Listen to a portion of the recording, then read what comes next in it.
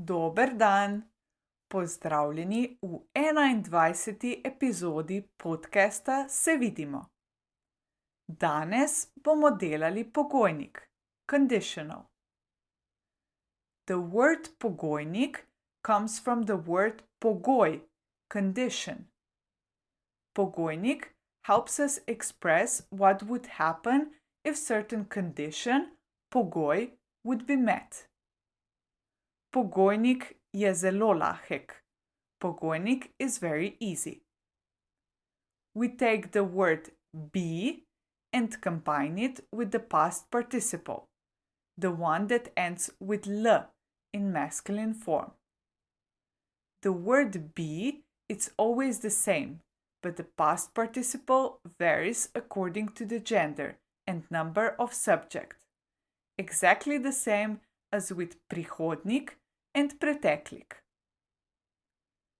We usually use conditional in pair with condition, which can be expressed by the word če, if. Let's look at some examples. Če bi bila stara 6 let, bi bila otrok. If I were 6 years old, I would be a child. Če bi Janez imel 1.000.000 evrov, bi kupil veliko hišo. If Janez had 1 million euros, he would buy a big house. Če bi imeli čas, bi več potovali. If we had time, we would travel more. Pogojnik uporabljamo tudi, če želimo biti vljudni. We also use pogojnik when we want to be polite. Let's look at the situation. I want Janez to bring me a drink from the kitchen. There are different ways of how I can express this. The least polite one would be with an imperative. Janez, prinesi mi pijačo. Janez, bring me a drink. More polite. A mi lahko prineseš pijačo? Can you bring me a drink? And even more polite, with pogojnik. A bi mi lahko prinesel pijačo? Could you bring me a drink? And an additional prosim wouldn't hurt, of course. A very useful expression is also rad bi or rada bi for women.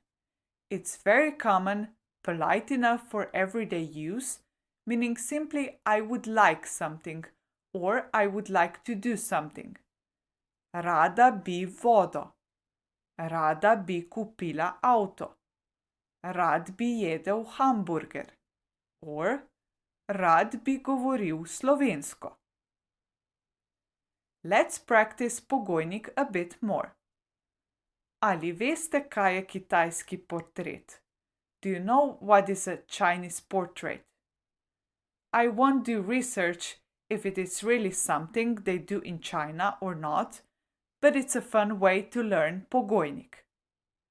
It's a metaphorical description of oneself through a comparison with various animals, objects, places, people, characters, foods, or anything really.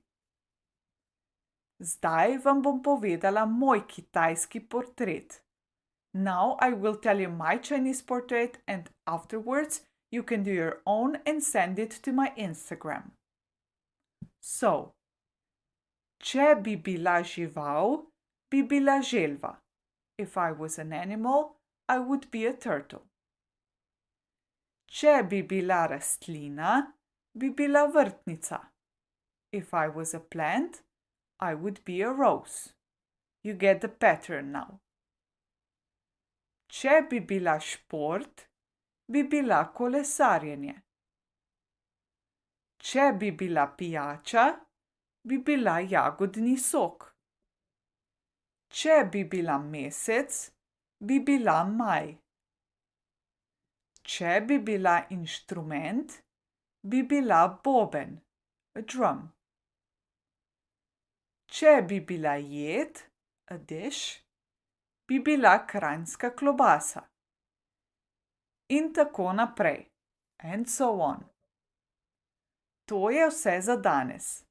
Hvala, da ste poslušali in se vidimo spet naslednji teden. Se vidimo!